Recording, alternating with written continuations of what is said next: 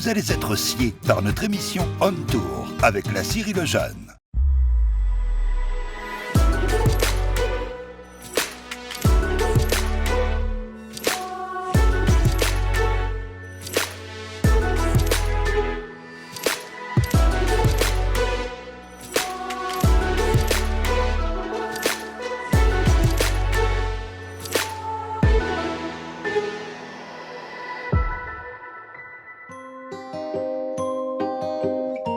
Bonjour à tous et bienvenue dans ce nouveau numéro On Tour un petit peu spécial.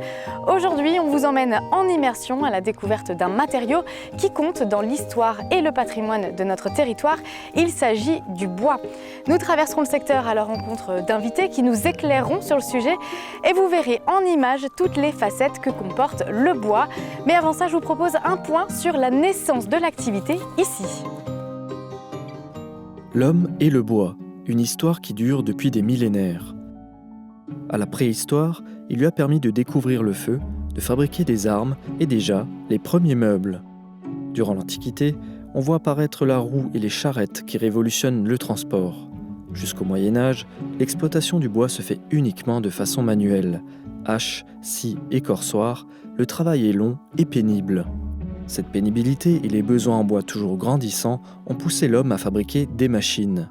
Ainsi naissent les premières scieries. Au départ, on parle plutôt de moulins à scier des planches puisque pour fonctionner, les premières machines utilisent la force hydraulique. C'est le cas du haut-fer, une scie entraînée par un mécanisme de bielle-manivelle. On transforme ainsi le mouvement circulaire de la roue en un mouvement rectiligne de va-et-vient. Au XVe siècle, Léonard de Vinci réalisait déjà des esquisses de cette machine. Le système sera breveté bien plus tard, à la fin du XVIIIe siècle, pour arriver dans la région au XIXe. Au moulin des Juilaires, on peut encore observer le haut-fer de la Scierie Lejeune de Sirstal, daté de 1773. Cette technique marque le point de départ de l'industrialisation et de l'histoire que nous allons vous raconter aujourd'hui, celle du travail du bois. Christian Lejeune, vous, votre propre histoire avec le bois, elle dure depuis toujours en fait. Elle dure depuis toujours, elle dure depuis très longtemps. Oui. Je suis certes le vieux Lejeune, c'est vrai, mais j'ai repris cette affaire en 83. Qui était à vos parents ? Qui était à mes parents, à mes grands-parents, à mon arrière-grand-père. C'est une entreprise qui date de 1873, de père en fils. Je suis la 4e génération et la 5e génération est déjà là. Elle est à venir. Elle est à venir. Alors, d'où viennent ces grumes ? Où est-ce que vous fournissez ? Alors, ces grumes viennent en partie de la région, mais également une grande partie de l'Allemagne, de la proche Allemagne, donc de la Pfalz. Donc c'est un avantage d'être frontalier pour vous. Tout à fait. Vont devenir ces grumes ? Est-ce que, par exemple, celui-ci, ces grumes-là, est-ce qu'on sait ce qu'elles vont devenir déjà ? Alors ça, c'est des billes de pied Douglas qui vont devenir du parquet grande longueur et grande largeur. Et les grumes qui sont à côté, donc ce sont des surbilles en Douglas qui sont destinées à de la charpente. D'accord, donc les produits finis sont très variés en fait. Ils sont très variés, ça part du coffrage en passant par la charpente, en allant jusqu'au parquet, aux meubles. Donc c'est vrai que c'est très varié. Et bien justement, je vous propose de faire un point sur la transformation du bois à travers les années. C'est parti. Haut-fer, déligneuse si multiples, la scierie du Moulin des Juilaires présente une grande collection d'outils et de machines utilisées pour le travail du bois. Des machines d'un autre temps. Pourtant, si on compare ces machines à celles utilisées par la Scierie Lejeune de Sirstal aujourd'hui, on remarque quelques similitudes. Le principe, en gros, n'a pas changé, en fait. On retrouve très souvent le système de bielle comme système d'entraînement. Sauf que le moulin n'est plus actionné, enfin, il n'y a plus de moulin, c'est des moulins électriques, c'est des moteurs, en fait. De la grume à la planche, le circuit de production des scieries a très peu changé. À l'ordre, disons, d'une scierie, il y a toujours une scie de tête, c'est la première scie, qui fait les premiers traits de scie, donc ce qu'on appelle ici la scie à haut-fer. Nous avons une déligneuse et ensuite, disons, dans le type de machine, on présente, disons, la valorisation du bois par différents corps de métier, le menuisier, le charron, l'ébéniste, le charpentier. Si le principe est resté, les techniques ont tout de même évolué pour augmenter la vitesse de production et rendre le travail moins pénible. Les machines ont remplacé les outils, l'électricité a remplacé la force de l'eau, les scieries ont remplacé les moulins à scier des planches. Les scies les plus modernes aujourd'hui, ce n'est plus des scies à eau fer ou des scies à cadre, c'est des scies à ruban et qui scient dans les deux sens, donc sur l'aller comme sur le retour. Aujourd'hui, disons, les scies ressemblent étrangement à celles d'il y a 2 ou 3 siècles, sauf que les matériaux utilisés ne sont plus le bois, mais sont des aciers, quoi, en fait. Hein. Mais le fonctionnement reste en gros le même. Aujourd'hui, il y a également des machines spécialisées comme l'écorcheuse qui permet de retirer l'écorce des grumes très rapidement. À travers son histoire, la scierie Lejeune est un bel exemple de cette évolution. Une activité qui se transmet de père en fils depuis 1872. Aujourd'hui, Christian Lejeune travaille avec ses 2 fils qui représentent la 5e génération de l'entreprise. Christian Lejeune, est-ce que vous avez remarqué des changements pour les scieries à travers les années ? Évidemment, en 1872, les bois étaient livrés à la scierie avec des bœufs ou des chevaux.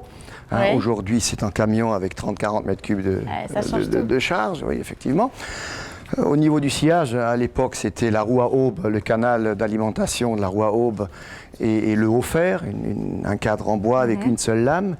Et aujourd'hui, on travaille avec des machines qui sont beaucoup plus performantes. On fait beaucoup plus de volume. Donc les techniques ont dû évoluer. Les techniques ont évolué. Elles sont encore en train d'évoluer, puis on n'arrête pas le progrès. Alors c'est quoi la scierie de demain ? La scierie de demain, c'est une scierie qui est quasiment automatique, on va dire. Il faudra toujours des opérateurs qui conduisent ces machines, mais ça sera beaucoup moins physique que de nos jours. D'ailleurs, actuellement, c'est déjà moins physique qu'il y a 50 ans, mais voilà, ça sera beaucoup plus facile. Et est-ce que les produits finis ont aussi évolué à travers les années ? Est-ce que maintenant vous faites peut-être plus de parquet qu'à l'époque de votre papa ? Pour nous-mêmes, effectivement, papa faisait une sorte, il faisait du bois de charpente, il s'occupait de la petite clientèle locale. Nous, on a un panel de clients qui est beaucoup plus vaste, donc ce qui nous amène à transformer un petit peu, enfin plusieurs essences de bois. Et donc d'ailleurs, voilà, vous avez plus de variétés de bois en fait. Oui, il faut. On est on est constamment en train d'innover, de rajouter, de se diversifier. Sinon, on ne peut plus exister. C'est ça, le nerf de la guerre. C'est le nerf de la guerre. Je vous propose maintenant de découvrir les spécificités d'un bois de chez nous, le bois des Vosges du Nord. Regardez. Le territoire des Vosges du Nord, c'est 2 départements, le Bas-Rhin et la Moselle, et 9 collectivités territoriales allant de Wissembourg à l'Alsace-Bossu, en passant par le Pays de Bitche. La charte forestière de territoire recense 129 000 hectares de forêt, soit un taux de boisement de 49%, un véritable océan de verdure. Le Pays de Bitche est relativement riche en forêt. C'est un territoire qui est boisé pour certaines communes à plus de 80%. On sait que les essences les plus représentées sont le chêne, le hêtre et le pin sylvestre. Le paradoxe, c'est que les bois qui sont sciés dans le Pays de Bitche ne viennent pas forcément du Pays de Bitche. On dénombre une trentaine d'essences forestières sur le territoire des Vosges du Nord. Le hêtre, le pin sylvestre et le chêne représentent 69% du volume sur pied. Ces essences sont essentiellement utilisées en tant que bois d'emballage ou bois d'énergie. Seul le chêne est polyvalent et peut être utilisé en parqueterie et en ébénisterie. Les bois de construction à forte valeur ajoutée, comme le sapin, le mélèze et le douglas, sont moins représentés. Pour pallier ce manque, de nouvelles espèces ont été plantées. On a planté des espèces qui n'étaient pas là avant, entre autres l'épicéa, puisque c'était un bois de construction, mais aussi pour les bois à pâte à papier. Et les bois de mine. Voilà, donc c'était une essence qui était très appropriée à ça.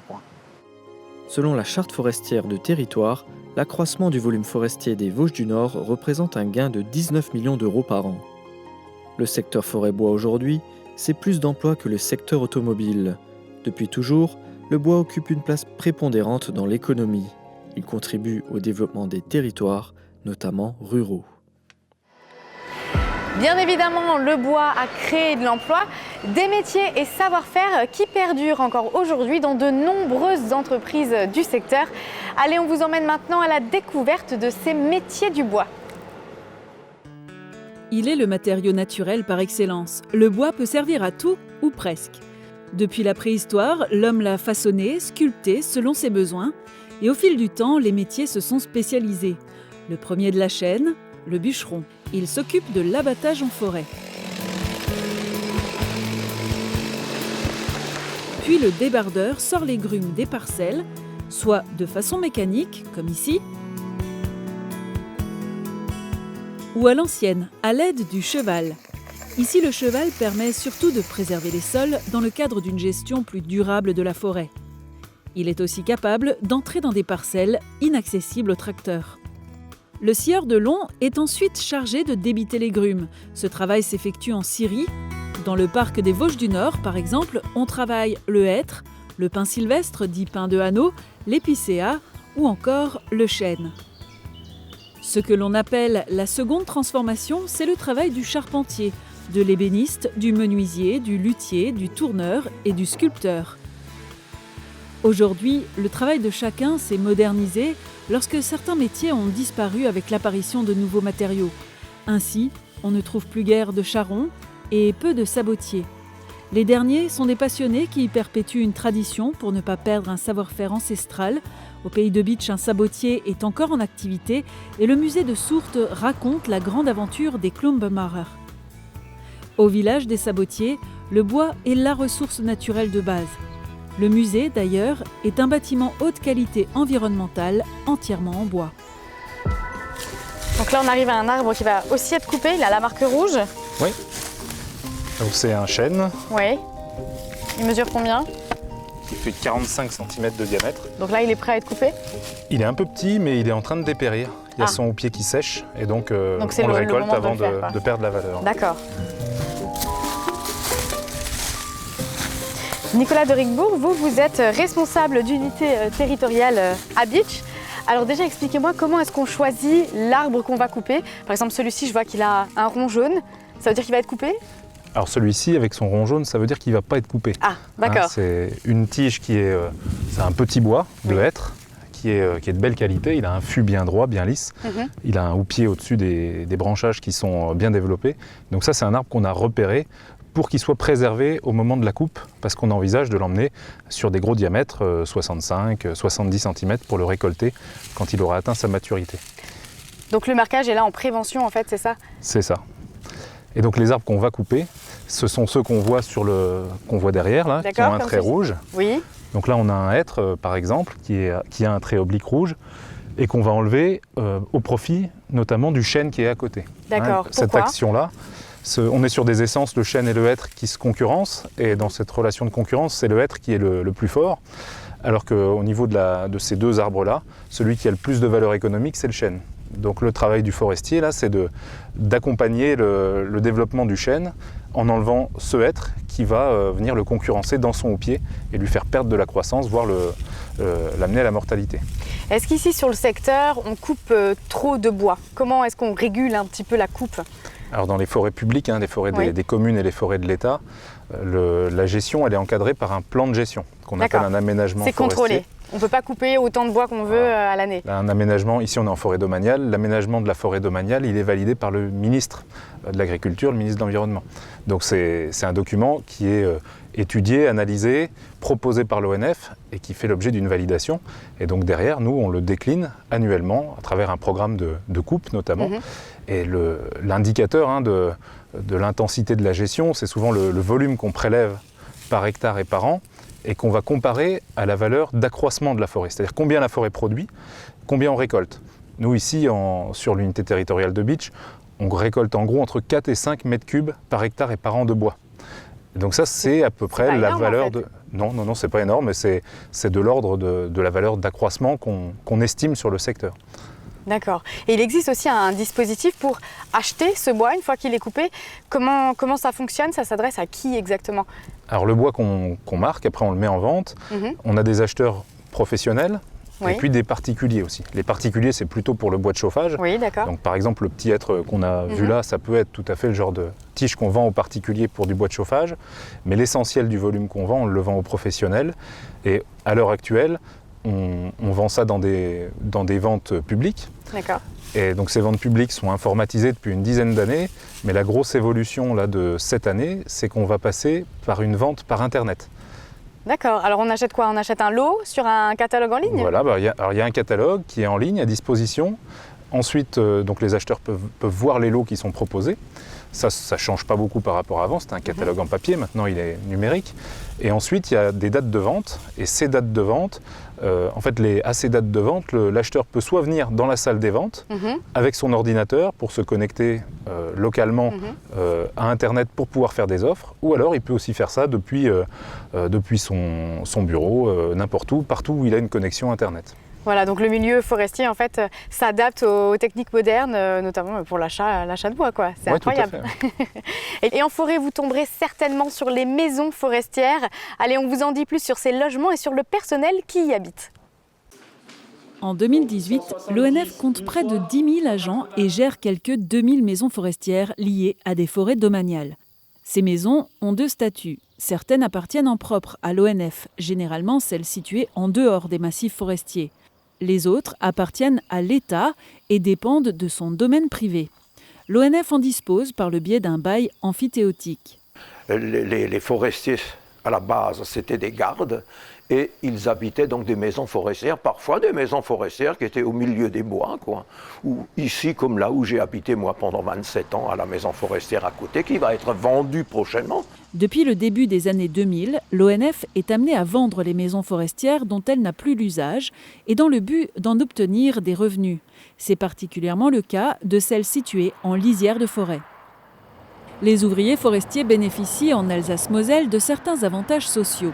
Dans ces départements, les maisons forestières sont gracieusement mises à disposition des agents de l'ONF. Ils avaient leurs droits et leurs devoirs, donc ils avaient des terrains de service. Ils avaient une paye peut-être assez maigre, mais ils avaient premièrement du terrain de service. Ils avaient un jardin, ils avaient des terrains de service. Ils pouvaient donc avoir des vaches, quelquefois des moutons, des vaches. Le personnel qui habitait la maison, quand même, la famille entretenait. Il devait d'ailleurs, d'après les textes officiels, entretenir la maison en bon père de famille. Aujourd'hui, tous les postes ne sont pas associés au logement, mais lorsque c'est le cas, les dépenses d'entretien de ces maisons sont réparties annuellement par l'administration forestière entre les propriétaires des forêts comprises dans la circonscription du titulaire du poste et proportionnées à l'étendue des forêts. L'agent chargé de l'entretien et de la gestion des forêts bénéficie aussi de dotations en bois de chauffage pour la maison qu'il occupe. Donc pendant longtemps, par exemple, moi je bénéficiais de 28 stères de bois de chauffage. Les forestiers tous, tous les forestiers, 28 stères de bois de chauffage pour chauffer leur maison, quoi. Nicolas de Ricbourg, comment se porte notre forêt sur notre secteur? Est-ce qu'elle est en déclin, en croissance, elle stagne? Expliquez-moi un peu. Alors la surface forestière, elle est relativement stable. On est sur de la forêt domaniale, sur l'unité territoriale de Bitche. Et donc la surface domaniale, elle est protégée par le code forestier. Et la surface est stable. On a 15 000 hectares. D'accord. On reste au même niveau. Alors on entend souvent parler de maladies, d'invasions. Comment ça se passe ici sur le secteur? Alors les problèmes sanitaires là, qu'on rencontre en forêt, ils sont depuis quelques années assez diversifiés et importants. Donc, sur le secteur de Bitche, on a une problématique assez locale et spécifique, c'est l'invasion par les hannetons forestiers qui nous causent des dégâts sur les jeunes plants, notamment, principalement. Et cette année, on a eu une phase de vol des adultes, avec de la défoliation aussi, essentiellement sur les chênes. D'accord. Donc ça, c'est une problématique sanitaire locale liée au milieu sableux. Un autre gros problème qui est plus national, c'est les épidémies de scolytes, de l'épicéa, avec donc on a le cas ici. Ici, de ce côté-là de la forêt, donc, on voit que les arbres deviennent gris en fait, c'est ça? Les épicéas ont le feuillage qui brunit, qui jaunit, puis ils perdent leurs aiguilles. Du fait de la présence de ces petits insectes sous leurs écorces, qui viennent, qui piquent, qui pondent sous l'écorce, les jeunes se développent, s'envolent et ça fait mourir les arbres. Est-ce qu'il existe des solutions pour éviter ça ou pour traiter ce problème? Alors en fait l'épicéa en plaine, en dessous de 1000 mètres d'altitude, il est pas vraiment à sa place écologiquement. D'accord. Et donc il est plus sensible qu'en altitude à ce genre de phénomène. Alors on peut essayer d'endiguer les problèmes, notamment en coupant les arbres scolités très tôt, en les sortant de forêt pour éviter que les insectes essaiment, fassent leur cycle et aillent coloniser d'autres arbres. Mais c'est une lutte qui est particulièrement difficile. Donc après, la bonne solution, c'est aussi apprendre à produire en forêt, en plaine, sans l'épicéa. en limitant sa Changer place. la variété d'arbres en fait, qu'on plante. Donc ici sur Beach, on a en gros sur les 15 000 hectares de forêt domaniale, il y a 1000 hectares d'épicéas, ça ne représente pas grand-chose et 50% de cette surface-là, elle est mélangée, c'est des petits bouquets comme ce qu'on a ici. D'accord. Donc la surface où il y a vraiment un risque d'avoir du dépérissement massif, elle est assez plutôt faible. minime. Oui. Effectivement, parce que malgré ces quelques petits problèmes sanitaires, les forêts continuent de plaire aux visiteurs et ça, c'est une très bonne nouvelle. Regardez. La forêt n'est pas qu'une ressource économique, elle est également un lieu de loisirs et de sociabilité. Elle accueille plus de 500 millions de visites chaque année sur tout le territoire français. Le parc naturel régional des Vosges du Nord, c'est 85% de couverture forestière. Un milieu où l'on travaille, mais aussi un espace propice à la randonnée. L'ONF multiplie les partenariats avec les fédérations sportives pour permettre à tous de profiter de la forêt. Ainsi, le Club vosgien a balisé 2600 km d'itinéraires sur ce territoire.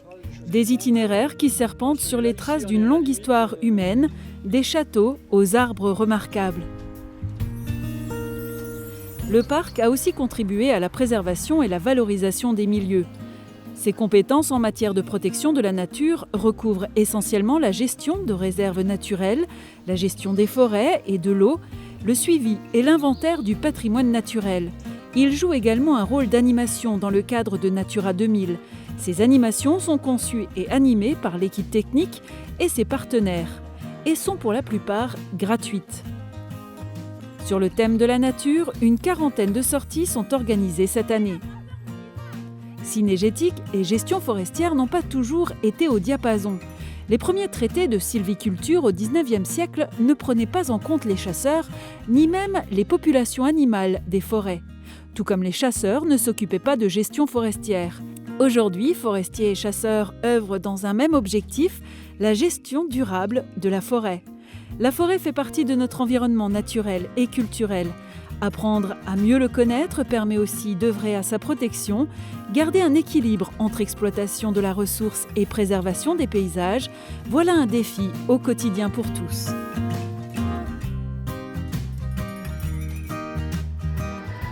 Michael Weber, vous êtes le président du parc naturel régional des Vosges du Nord. Il est très fréquenté, ce parc. Concrètement, c'est un atout pour le territoire.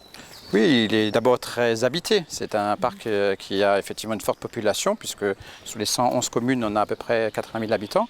Et puis c'est un secteur aussi qui est attractif du point de vue touristique. Donc c'est un secteur qui est fréquenté, qui bénéficie de cette histoire, de cet environnement particulier. Votre rôle, c'est aussi la préservation des milieux de manière générale. C'est quoi vos actions sur le terrain? C'est vrai que le premier angle d'attaque des parcs naturels régionaux, c'est la préservation de l'environnement.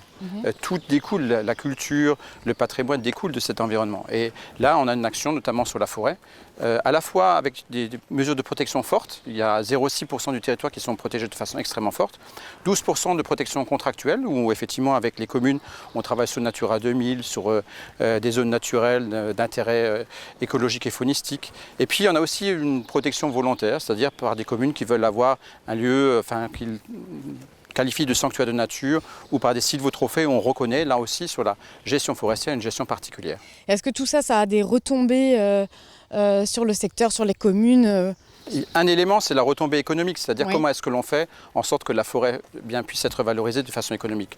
L'autre retombée, c'est aussi des retombées scientifiques. Et puis dernière chose, environnementale, c'est ça ? Environnementale, alors d'abord de connaissances, mais aussi de retour des espèces. Le faucon pèlerin est un oiseau qui est revenu sur le territoire, les batraciens se portent mieux, la cigogne noire est revenue après 30 ans d'absence dans la forêt localement. Donc on voit bien que l'impact et que la gestion de ces milieux-là par les parcs naturels régionaux en France, qui sont 54 et qui représentent 17% du territoire français, a un impact sur la biodiversité. Ah oui, tout ça c'est essentiel en fait. C'est essentiel parce qu'on considère que c'est un des éléments effectivement qui maintient aussi la présence, y compris de l'humain. Et le parc des Vosges du Nord est particulièrement reconnu pour la venue prochaine, notamment du lynx, puisque le lynx a été relâché en Allemagne et qui rejoint nos forêts. Ah oui, effectivement, il y a beaucoup de choses qui évoluent en forêt.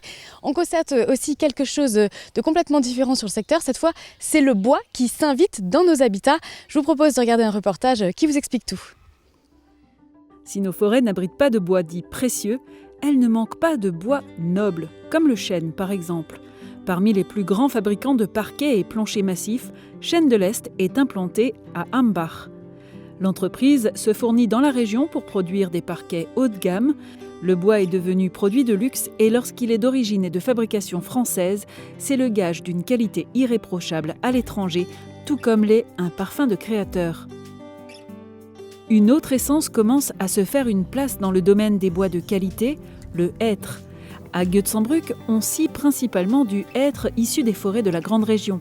Travailler le hêtre est délicat, surtout lorsqu'on s'est fixé un objectif de qualité. Alors la qualité des bois, elle est en train de changer, malheureusement suite à ces quelques années où il y a eu de fortes chaleurs et un manque d'eau. Les nappes phréatiques sont très basses, donc tous les bois qui sont, on va dire, dans les plaines souffrent de ce manque d'eau. Donc elles sont un petit peu en train de s'assécher. Ce sont des bois qui dépérissent rapidement au soleil. Le hêtre est un bois qui est difficile à tenir.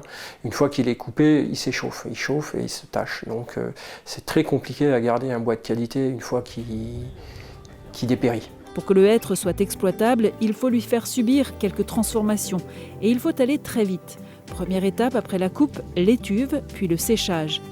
L'entreprise a investi dans 850 mètres cubes de volume de séchage. Le hêtre de nos forêts ne restera pas en France. Toutes ces palettes sont destinées à l'exportation pour être transformées. Il y a des étapes de fabrication un petit peu, qui manquent un petit peu dans l'industrie du bois aujourd'hui, qui ont disparu. Et que oui, ça serait intéressant d'avoir ces quelques marches qui manquent pour continuer à pérenniser le savoir-faire et puis la qualité de nos produits, quoi. Il n'y a pas assez de débouchés en local pour les scieries, mais les bois de nos forêts ont une belle réputation à travers le monde. Produits bruts ou produits finis, le Made in France est synonyme d'excellence. Caroline Salomon, vous êtes animatrice de la charte forestière de territoire. Alors déjà, qu'est-ce que c'est que cette charte forestière de territoire ? Alors une charte forestière de territoire, c'est un document cadre, mais c'est avant tout une démarche qu'on a co-construite avec les acteurs du territoire, donc des habitants, mais surtout des acteurs économiques, les entreprises et des partenaires institutionnels, donc comme l'ONF, l'Office national des forêts, donc l'interprofession du bois, FIBois Grand Est, les communes forestières et puis tout un tas d'autres collectivités. Également l'association Synergie Bois Local, qui est une association qui regroupe des entreprises de la filière bois dans les Vosges du Nord et dans l'Alsace du Nord. Et pourquoi est-ce qu'il a fallu à un moment donné réfléchir à cette charte, à imaginer cette charte ? En fait, on est parti d'un diagnostic de territoire qui a posé vraiment un diagnostic complet et qui nous a montré qu'on a une ressource forestière qui est abondante. Oui. On a 3 essences principalement qui constituent notre massif forestier. Donc le hêtre qui est l'essence majoritaire, le pin sylvestre et le chêne. Et en fait, de ces 3 essences, le hêtre et le pin sylvestre principalement créent relativement peu de valeur ajoutée sur notre territoire. C'est-à-dire que le hêtre, il est scié et puis les sciages tout de suite sont exportés. On n'a plus d'entreprises qui créent de l'ameublement sur notre territoire. Et donc on réimporte les meubles une fois qu'ils sont déjà créés, donc on perd de la valeur ajoutée. Et le pin sylvestre, lui, est principalement utilisé pour la palette. Et donc c'est un débouché qui est de faible valeur ajoutée. C'est-à-dire qu'une palette va coûter quelques centimes d'euros.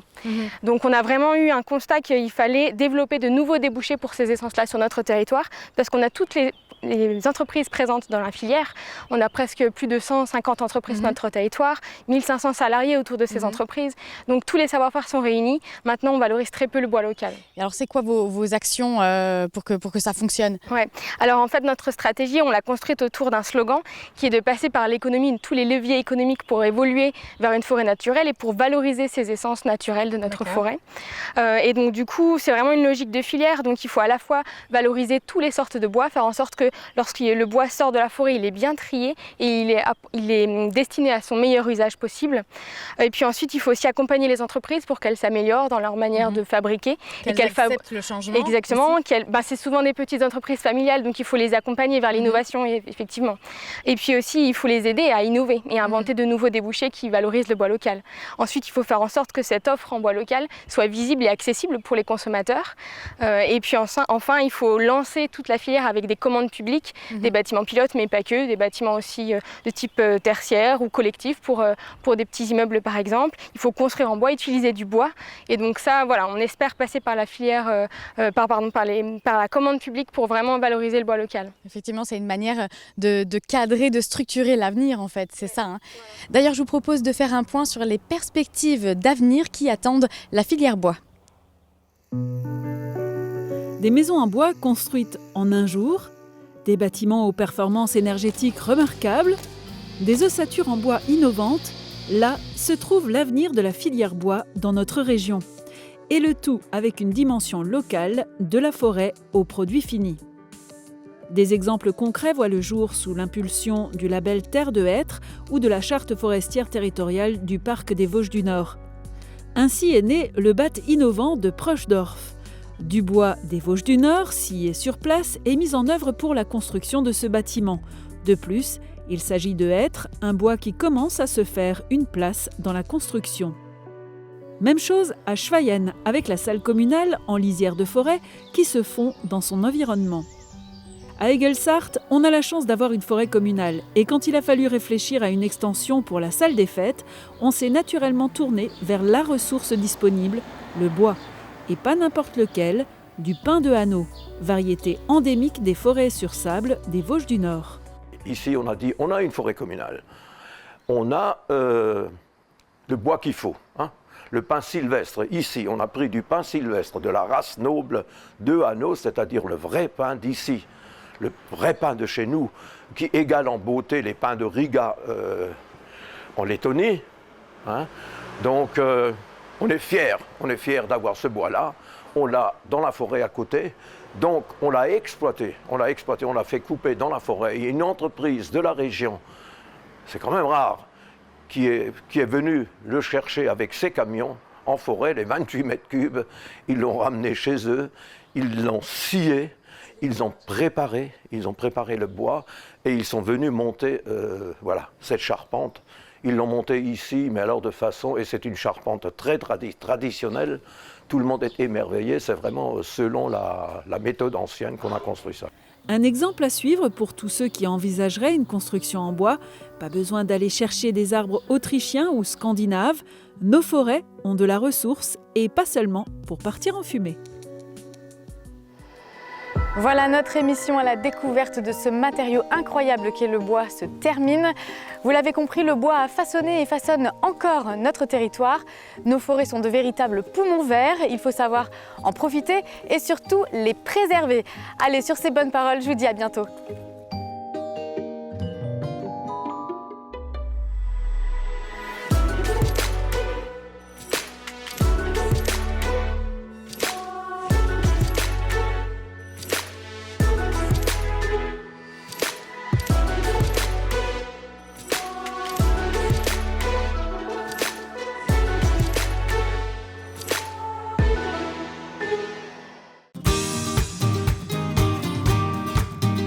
Vous allez être sciés par notre émission On Tour avec la Syrie Lejeune.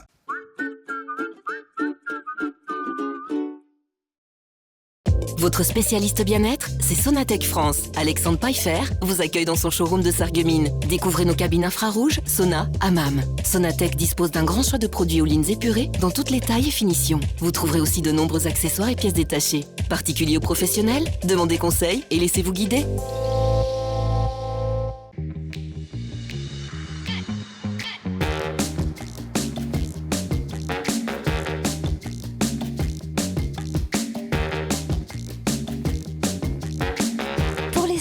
Les meilleures affaires, c'est chez Best.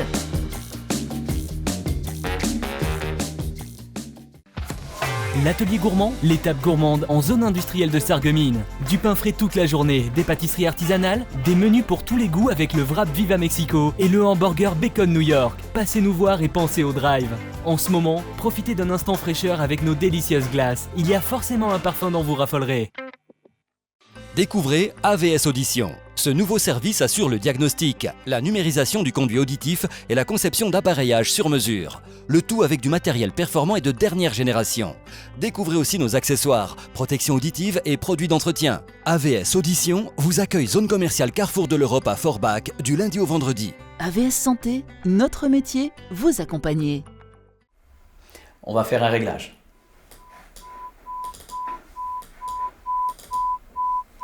Et là, vous m'entendez ? Beaucoup mieux. Parfait.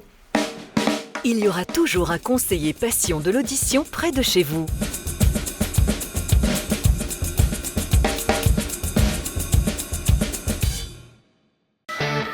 Tout Toutes les tendances déco sont chez Pink, saison par saison. Et pour toutes les occasions, votre paradis déco vous accueille sur plus de 1000 mètres carrés. Venez chez nous. En plus, le parking est gratuit à l'arrière du magasin. Pink, à Sarrebruck, à côté de l'Europa Galerie. Rendez-vous dimanche 7 juillet à Sirstal pour la grande kermesse paroissiale. Au programme, de nombreuses animations tout au long de la journée et restauration sur place.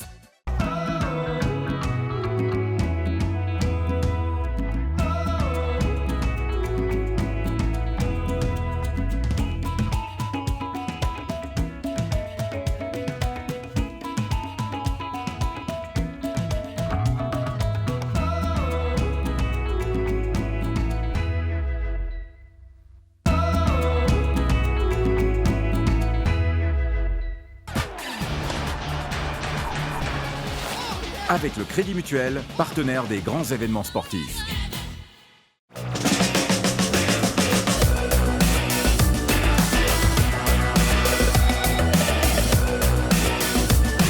L'Aglo, 10 zones pour développer l'emploi. Pour vous, je suis prête à tout endurer, mais jamais je ne sors de mes gonds. Fermat, des portes made in France inspirées par vous.